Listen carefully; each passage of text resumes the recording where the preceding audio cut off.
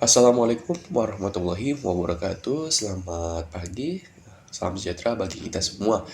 Perkenalkan, nama saya Kevin Ananda Putra dengan NIM 200401072123 dari kelas IF 702 Prodi Teknik Informatika dari Universitas Sibar Asia. Nah, pada video kali ini saya akan memaparkan materi yaitu terkait dengan membuat aplikasi e-business marketplace dengan menggunakan pemrograman Android Studio Dolphin, yakni adalah Android Studio versi Dolphin seperti itu. Nah, adapun video ini saya buat adalah dalam rangka untuk memenuhi nilai ujian akhir semester pada mata kuliah pemrograman bergerak yang diampu oleh dosen kami yaitu Bapak Ahmad Cusairi, Eskom Fkom. Baik, tanpa membuang waktu, langsung saja saya masuk kepada topik pembahasannya. Nah, adapun rincian soal dari ujian akhir semester kali ini yaitu dimana kita akan membuat aplikasi berbasis Android ya, menggunakan Android Studio versi Dolphin. Nah, untuk rinciannya yaitu di sini ya.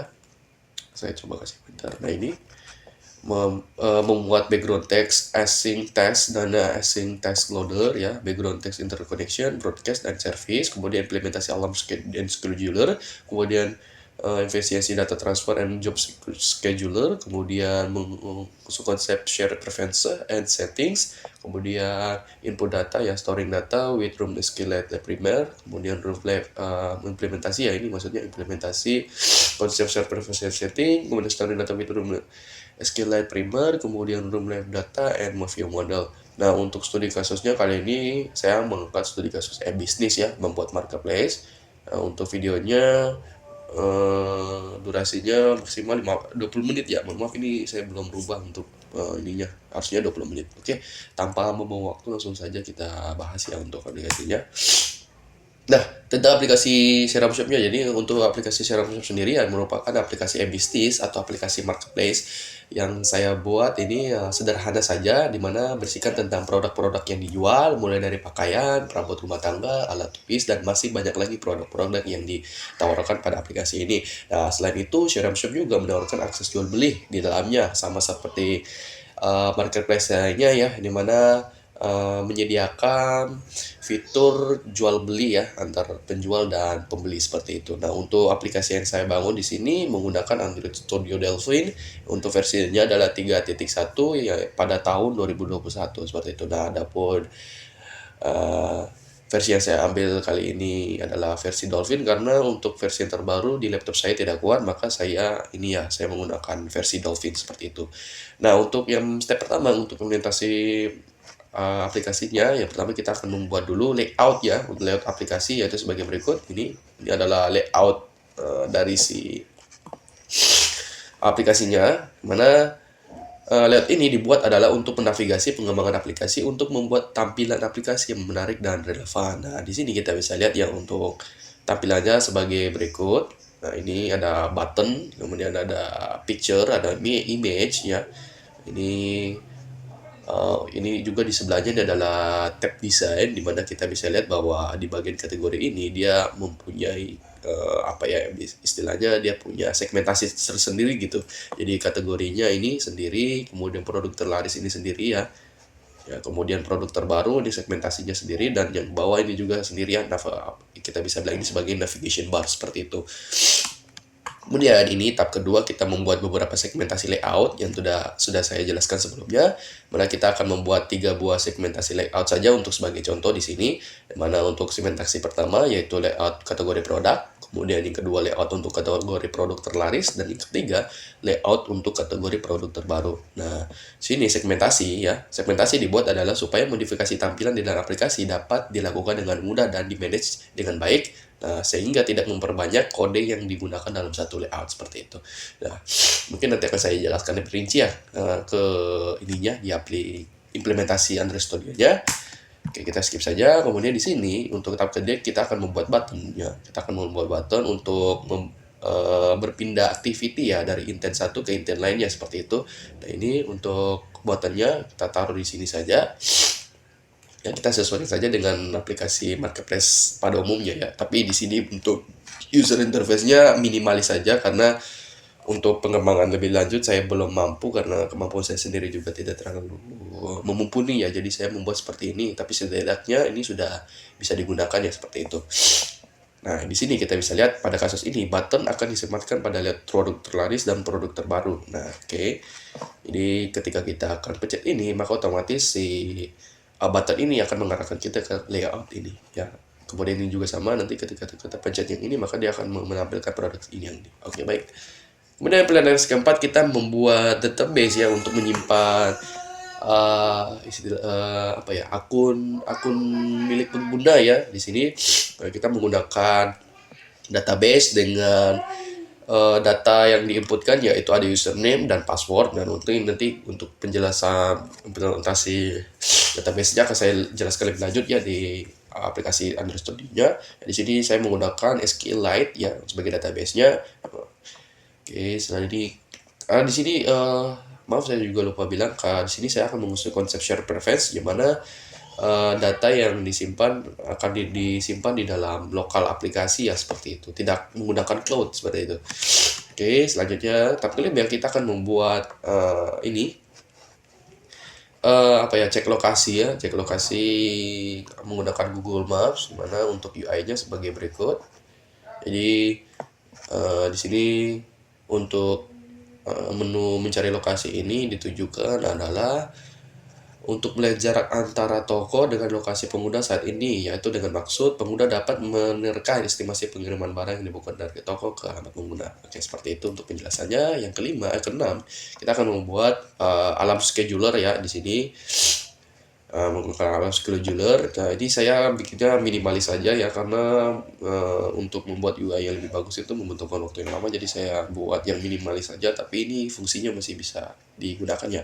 Ya seperti itu. Nah, untuk alarm scheduler ini digunakan adalah sebagai pengingat kepada pengguna yang ingin mencari produk promo ya. Biasa kalau kita lihat di Shopee gitu kan, ada aplikasi ada produk yang promo, dia aktifnya di misalkan jam 12 gitu kan, ada yang di jam 2. Nah, ini kita bisa menggunakan alarm scheduler sebagai pengingat kepada pengguna ya seperti itu. Dan ketujuh, kita akan melakukan tes debugging ya, atau testing dan debugging pada aplikasi yang sudah dibangun. Nah, tujuan dari testing adalah untuk mengetahui apakah aplikasi dapat dibuild dan dibangun dan siap untuk diinstal di Android. Dan jika tidak, maka perlu adanya perbaikan. Selain itu, jika layout tidak sesuai maka dapat diperbarui ya. Jadi tahap terakhir adalah kita implementasi aplikasinya ya di Android Studio, di aplikasi di HP kita ya seperti itu. Nah, ini adalah code-nya ya, ini adalah tampilan aplikasinya. Mungkin saya langsung ke ini ya. Ini adalah tampilannya, ini tampilan aplikasi yang kita sudah buat di HP, ini sudah berhasil ya seperti ini untuk tampilannya. Oke, kita kembali lagi ke Android Studio ya, kita coba ini saya jelaskan ya. Jadi tadi untuk membuat database di sini kita perlu membuat membuat kelas Java baru ya. Misalnya kita membuat data Java baru, di sini difungsikan sebagai database-nya seperti itu. Nah, untuk database-nya kita bisa buat ya, kita inisialisasikan dulu menggunakan string saja untuk nama database-nya ya. Ini database name, kemudian nama database-nya ini ya, database login seperti itu. Kemudian ini scroll ke bawah lagi ya. Nah, di sini kita buat fungsi sintaks untuk memfungsikan si database-nya, di mana kita membuat create table ya. Jadi secara otomatis dari inputan ini, mohon maaf, coba saya jelaskan sedikit. Kita balik lagi ke login ya. Nah, ini kita balik ke mohon maaf, ini. Jadi dari setiap kolom ini ya, ini sudah saya berikan ID, di mana ID-nya ini akan ditarik oleh si database-nya ya. Jadi kita akan panggil di sini ya sebagai berikut ya. Untuk sintaksnya ya, kita buat create table, kemudian primary key, session, user, kemudian ya seperti itu, insert ya, kita masukkan si datanya ke session ya, kemudian kita panggil ID ya, login ya seperti itu.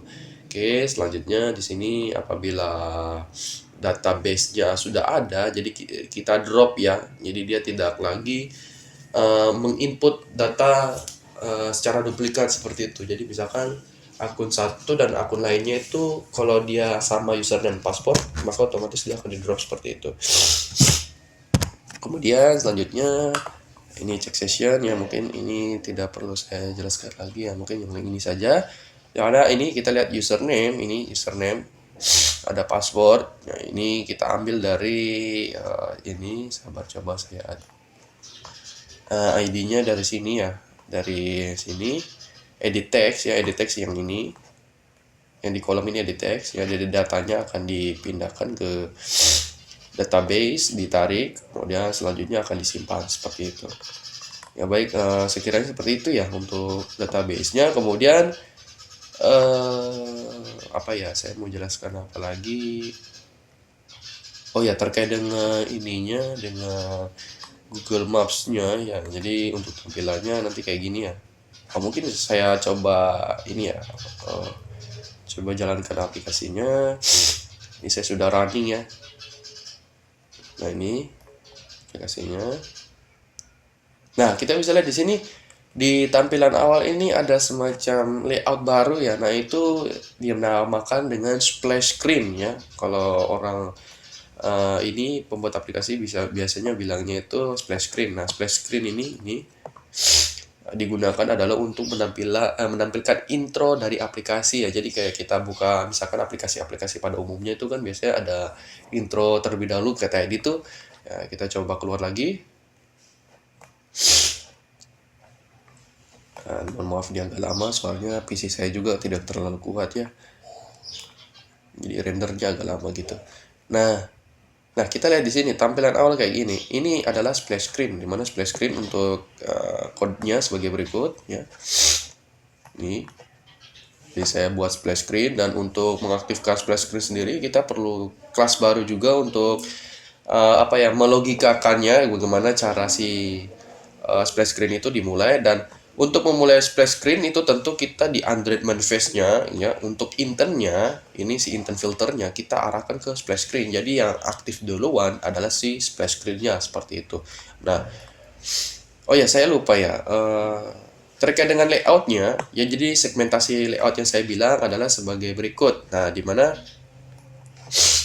ini kita bisa lihat bahwa ini adalah aplikasi menu utamanya ya, yang tadi telah saya jelaskan, di mana ada beberapa segmentasi. Nah, segmentasi ini saya buat lagi di dalam folder layout, yang mana fungsinya adalah untuk memaksimalkan manajemen layoutnya. Jadi kadang kan kita kalau ngoding satu script satu script kayak gini, misalkan di activity main, kalau kita lihat ya, ini sebenarnya code-nya panjang ini. Kalau kita lihat coba di LE kategori ya, LE kategori kita coba lihat. Nah, layout kategori.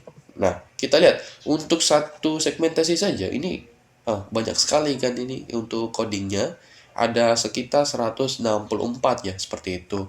Nah, jadi sengaja saya buat layoutnya terpisah. Jadi nanti ketika masuk ke dalam si main activity-nya ini, kita hanya memanggil si layoutnya dengan perintah include ya, kemudian perintah layout sama dengan add layout ya, kita panggil folder layoutnya, kemudian kita panggil si filenya file si LY kategori ini. Nah, jadi secara otomatis si layout ini akan masuk ke activity main ya, seperti ini. Coba saya hapus ya. Nah, nanti dia hilang seperti itu. Jadi difungsikan layout ini adalah untuk memudahkan dan tidak membuat pusingnya kita untuk mencari code-nya. Jadi ketika kita ingin merubah bagian kategori ini, kita tinggal masuk saja ke layout kategori seperti itu. Kemudian jika kita ingin mengedit di bagian produk terlaris ini ya, mana produk terlaris, nah ini hot sale ini, misalkan kita kayak rasa ini ternyata salah konfigurasi nih atau salah penempatan gambar nih. Nah, kita bisa edit ya melalui foldernya tersendiri. Nah, sebagai berikut nih foldernya. Jadi kita tidak mengganggu activity main-nya seperti itu ya. Jadi kita bisa edit di layout yang terpisah. Jadi yang telah saya sebutkan sebelumnya, bahwa penggunaan segmentasi ini adalah untuk memudahkan pengeditan layoutnya seperti itu. Jadi kita pisahkan ya. Jadi ini juga sama untuk produk terlaris, produk terbaru juga saya segmentasi ya. Nah, kemudian untuk tombolnya ini juga saya segmentasi ya, saya segmentasi. Kemudian untuk tombol yang di bawah ini sengaja saya tidak segmentasi karena untuk sintaksnya tidak terlalu panjang, jadi saya tidak perlu segmentasi. Oke. Nah, ini kita balik ke Android Manifest. Jadi untuk si intentnya kita pindahkan ke splash screen agar supaya ketika aplikasi dibuka, maka sahabat kita balik lagi ke emulatornya. Nah, jadi otomatis dia akan masuk ke splash screen-nya terlebih dahulu seperti itu. Nah, bagaimana jika kita pindahkan internnya pindah di ini ya, di misalkan di login ya. Mana ya true, ini kita misalkan pindahkan di sini, kita coba reload lagi. Maka dia tidak akan lari ke ini ya, dia tidak akan memulai dari splash screen-nya, namun dia akan mulai langsung ke halaman login seperti itu. Oke, coba kita buka dulu. Nah, iya kan? Jadi kalau kita pindahkan intentnya ke sini, maka dia tidak akan ke loginnya, maka dia akan lari ke login. Jadi kita balikan lagi ke splash screen. Oke, baik. Mungkin saya lanjutkan saja ya. Kita pertama sini perlu melakukan registrasi ya, karena kita belum memiliki akun, jadi kita registrasi dulu.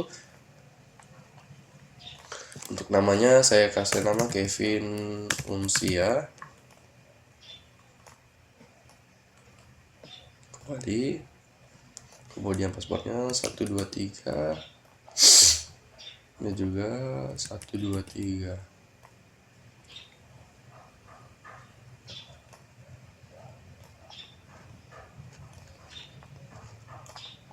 Terdaftar. Nah, itu sudah berhasil ya, tinggal kita masukkan tadi saja Kevin Unsia, kemudian kita masukkan paspor.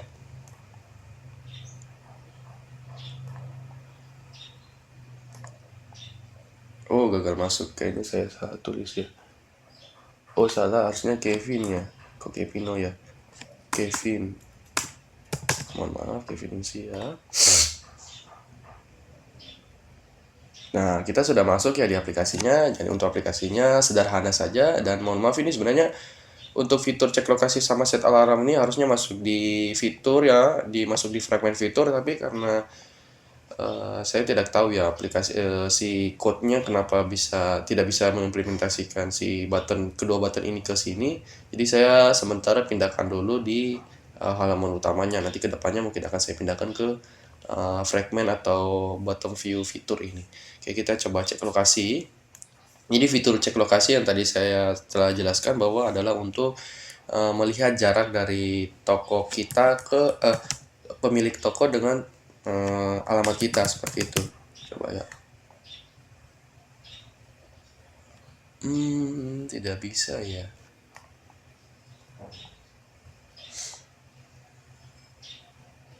Saya kira mungkin ada yang salah ya. Ini tidak bisa diaktifkan ya. Tapi sebelumnya saya sudah cek ya, ini bisa ya.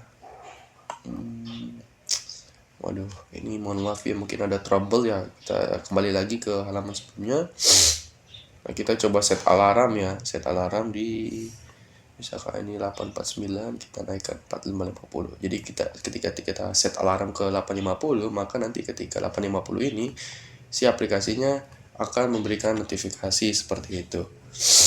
Nah, kita coba tunggu ya. Ini set alarm yang tadi telah saya jelaskan, di mana set alarm ini adalah digunakan untuk mengingatkan pengguna atau pembeli terhadap produk promo yang mereka kejar ya. Misalkan tadi produk promonya di jam 12, maka otomatis ini sudah 8.50 tapi dia tidak ada notifikasi ya. Kenapa ya? Saya kira mungkin ada error ya barangkali di ininya, harusnya dia aktif ya. Waduh.